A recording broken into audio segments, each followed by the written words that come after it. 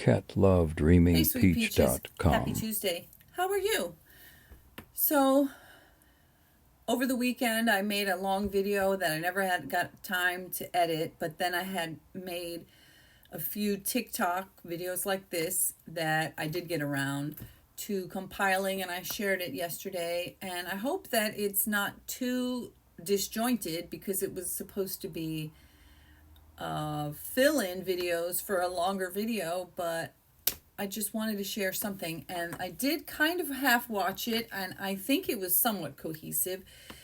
The biggest takeaways that I want to say is I was talking about the state of politics, which is just unfucking believable. And oh, can you see over here my little wishful thinking? I don't think you can even see it. It says Jasmine Crockett for president 2028. I don't think she's been running, but wishful thinking, why not? Let's be Delulu. So what I did say was that I feel that the signal gate, this situation where the top 18 people in the government were chatting on an unsecured signal chat, and that it's just been denied, and then they lied about it, and then they tried to blame Jeff Goldberg, and it's just so insane. And there's like a million other insane things happening, and I just, again, I don't know if it's wishful thinking. I know it's wishful thinking, but I just feel like, how can this go on? How can it? But at the same time, it just keeps continuing to go on. So I don't know. It's so insane, and I wish I had some answers. I spend half of the day watching The Bulwark, Midas Touch, Luke, Beasley, Don Lemon helps keep me sane. And then, of course, I watch all the lawyers that I enjoy following cases like, let's talk about Karen Read. So Carl, what's his name? Oh my gosh, Carl Steinbeck. Carl Steinbeck, who I like a lot, and he was following Dan Markel case, Donna Adelson. He strongly believes that Wendy Adelson is guilty, which I believe, and he put out a 100 points of guilt, or something like that, about Wendy, and he's done the same for Karen, although not for guilt but for reasonable doubt. And last night he was doing a live about Karen Read, and he seems to believe 100% that there's corruption, that they're framing her. I don't know exactly what he thinks, except for that I know he thinks that Judge Cannone is corrupt. And I did ask a question which he didn't answer last night, was, do you think, so what I had thought originally for the first trial was that Judge Cannone perceived that Karen was guilty, which is why she seemed to be biased against her, which of course is not appropriate. But now, with all the things that have come out further, Trooper Proctor getting fired because of actual misconduct in this case, so many botched things, so many issues with the way they gathered the evidence, the blood in the snow, the broken tail light, the inverted Sally Port video of her SUV, the people in the house, all the Alberts and stuff, them not being interviewed appropriately, them not actually being investigated. There's so many holes and doubt. To me, it's reasonable doubt. And so at this point, I feel like, is the judge just straight up corrupt because she's protecting these corrupt ass cops? Because at the beginning, I was like, she believes that Karen is guilty, and so she's biased because she knows the truth. But now, I really, really did believe that Karen had hit him somehow, and I felt like there's no way on earth that all those people in the house did something. It makes no sense that they would beat him up and drag him out on the snow on their own front lawn. And I still don't, but so the thing is, all I have is reasonable doubt. I thought the trial was going to start today. Oh, I think it is. Let's see. Paul, please hold. Referring to Mr. Kearney's attorney. They are there. And so they are literally at court right now, I think. First round of jury selection, which can take a couple weeks, apparently. Wasn't my answer to the question because so I was focused spend some of the day listening to stuff like this. It's kind of when the court said, slow. I asked you this. It's slow and it's kind of rambling, and it does get spicy sometimes, but sometimes I have to actually just focus 100% on what I'm doing for my clients. But when things are kind of slow, or I'm just doing like work, like for example, I have to get into a big presentation. It's got like 400 slides, and I have to mostly just do reformatting. I don't really need to like focus on the content. The content's there. I just need to focus on how it looks. So in that way, I can, have that on another tab, or maybe I have it on my other device while I'm doing my work. And that's how I get through the day sometimes. So that's happening. And then, of course, Justice for Justin Baldoni is on my mind every day. And not much has happened over there with court documents or anything, but I do keep my eye on it. So again, like I said in the video yesterday, I am so deeply disturbed by what they as in Ryan Reynolds and Blake Lively had their daughter Inez saying in that movie. I'm disturbed by the interview with his young son reciting some kind of over-sexualized Deadpool monologue, and they were laughing and cheering. And I think that they're very sick individuals who have done a lot of harm, not just to Justin Baldoni. I also think that there was a lot of inappropriate weirdness with Isabella Ferrar, as well as with Brendan Sklenar. And I think that Jenny Slate and Colleen Hoover were willing flying monkeys. And I just feel like the whole thing is just so sleazy. And I really hope that the truth will be revealed. And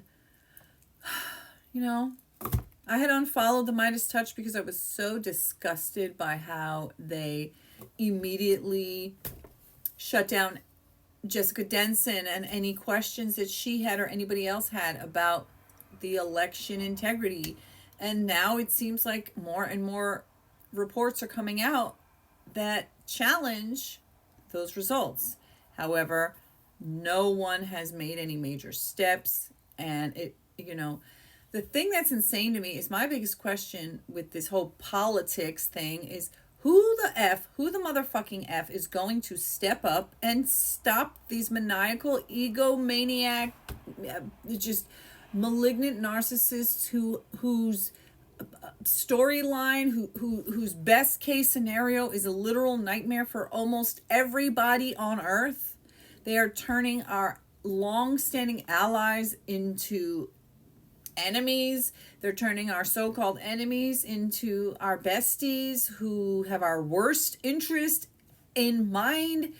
They are people who their version of "I'm sending my heart out to you" is an actual Nazi salute, and dismantling the civil rights that people have fought for decades. And I just find it so despicable. It's just so gross, But at the same time, I've got to make a living. I've got to build up my business. I've got to maintain my clients. I had another meeting with my brand new client who I was kind of like, oh God, does she not like my work? I mean, I'd only done like one thing for her. But today we had a good talk and a good meeting, and I have a much better sense and a good feeling that, things are going to go well, hopefully, because I do like her. I like what I'll be doing for her. I have a handful of clients and that keep me busy, every day, and I'm really enjoying it. Some of the clients I had, they were bad and they're gone, and I'm so glad about that. I have one client I really liked, and he kind of ghosted, and I'm sad about that still because I really liked him, but I'm super busy. So that's good. And I'm really looking forward to being able to earn money on a regular basis. As I said, I'm going to have to make my priority, make my focus Monday through Friday. It's going to have to be working for my clients, paid clients who are helping me pay my bills, pay my rent. I just paid my rent today. I paid my rent for the first time to my brand new landlord. I am still living in the same house. I have been here since 2017. So 8 years and 3 months. And about a month ago, the closing was finalized. Brand new landlord, because the landlord who had owned this, her and her husband got divorced. So while I was living here, she bought the house next door as well. And then she got divorced. So part of the divorce was that she had to sell both houses to break up the money. So that was going on for quite a while, several months. And then, so it finally got sold. And yeah, so I paid my rent for the first time to the new landlord, and hopefully he won't do any kind of fuckery. I have at least till the end of June, and my children are in the school system, so I have absolutely no desire to move at this point. Well, I do have the desire to move, except for I don't have the money to move, or I would want to move. But anyway, now I'm just kind of rambling about my personal life. But because of all of, these different things, and, with the landlord that I had before, I was comfortable that we would just keep staying here. Now there's a new landlord, and I don't know what his intentions are, and this is rent controlled. And by law, he's supposed to offer me a new lease that can only be like 4%. I don't know if it's 4 or 5% higher than what I had been paying. But, people don't always do what they're supposed to by law. So I don't know how it's going to play out. So May, June, I have like 2 months until I find out what his intentions are. My hope is that we'll just continue living here so that I can. So the thing is, if these clients work out, meaning in the sense that I'm able to sustain and maintain them ongoing, indefinitely, then I'm getting to the point where I'm finally about to start earning a decent amount of money where I can actually pay my rent, pay my bills, and, and maybe, I don't know, like it just started with this other client 2 months ago. And it's been steady growing. Like it went from, okay, I can do 10 hours a week to it's been 25 hours a week, but I actually worked 28 hours and then 29 hours because I told her I got to the limit, and she was like, okay, great, and then gave me more things to do that week. So for me, that's fantastic, because that's what I'm saying, that the whole reason I'm doing this whole long thing is because the point that I'm getting at is that I had been structuring my day and my weeks, my time, that I was prioritizing this YouTube channel as if it was a paid client. And I was spending probably 20 hours a week minimum working on making videos, editing videos, researching, finding clips, doing all that stuff. And it doesn't pay. In fact, it's money out of my pocket, because the time that I'm spending working on it, well, now I've gotten to the point where I actually have client work I could do instead. What was happening before was I didn't have clients to work for anyway. So it was kind of like, well, I might as well work on my channel because I have the time and I don't have clients giving me tons of work. But now I have these 2 brand new clients, and hopefully it's going to continue to go well, and I really am going to do great work that they love and just keep hiring me, week after week. And so because of that, I'm not going to be making, 3-4 videos every week unless I start to do something like this, where I really just make these quick videos where I talk and then share it. And at least that way I can still have some engagement and stay current with what's happening. Because of course I want to keep you guys engaged and here. So this whole Signalgate thing is really, really a big deal. I think it's going to be a huge deal. I think I'm getting an email from my client. Okay, what's this? I've been invited to join tomorrow. It's so late, 5:00. Well, I probably won't be there. Anyway, okay, sorry. A meeting. A weekly meeting. I'm getting integrated into this new company. It's very cool. It's a client, but she's actually the owner of a company that has 45 employees. So there's quite a lot to do, and that's exactly what I wanted. You know, I didn't want a job, you know, where I have to go somewhere, and I don't even really want like, oh, you know, full-time job, one job, I'm your boss. I like the fact that I have multiple clients. It gives me some flexibility, and I do enjoy that, but I also enjoy having steady work to do, and every day I'm busy and I'm getting paid.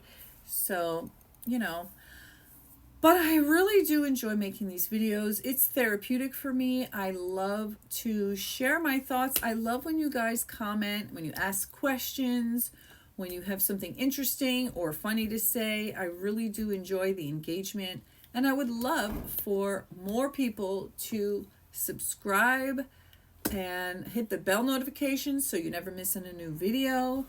Please leave comments, drop me emojis. I love emojis. I love flowers, I love unicorns, or whatever your favorite emoji is. And I like it when you guys share your thoughts and help to engage in discussion. So do you think that the Signalgate, do you think the fact that there was all of those 18 top level people who were talking about some highly classified stuff, that they were doing it on this unsecured channel set to disappear, which is illegal? You think that that's a big deal?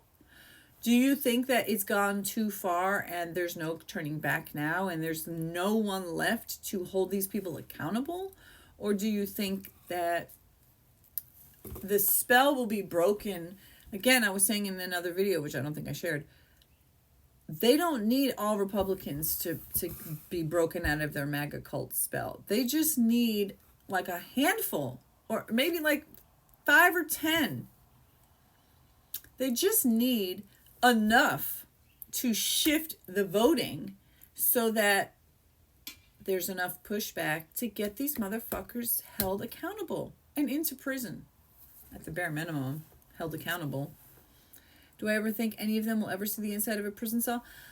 I don't know. The idea of Carolyn leave it bitch, with no lips, seeing her in an orange jumpsuit would be rather satisfying. And seeing the orange bumbling idiot in an orange jumpsuit along with Pete Hegseth and Tesla Gabbard, and oh my God, Tom Homan. He is scary. He looks like that guy from oh my God, Goonies? Well, anyway, on to work. So I guess I'll be listening into the Karen Read. I really do wish that Judge Cannoni would frickin' recuse herself and let somebody else handle this, but that will never happen. You know, it's crazy that I went from thinking Karen is so unlikable, she's guilty, to like, I think they need to acquit. They're going to lose.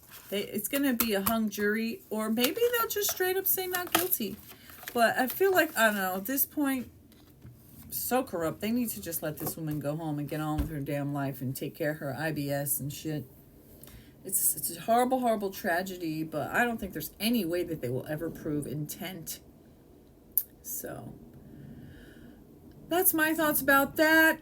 And, you know, will Ryan and Blake ever be held accountable? Maybe. Hopefully. We'll see. Stay tuned. join me as I explore and follow the fine line between true love and true crime and legal liability.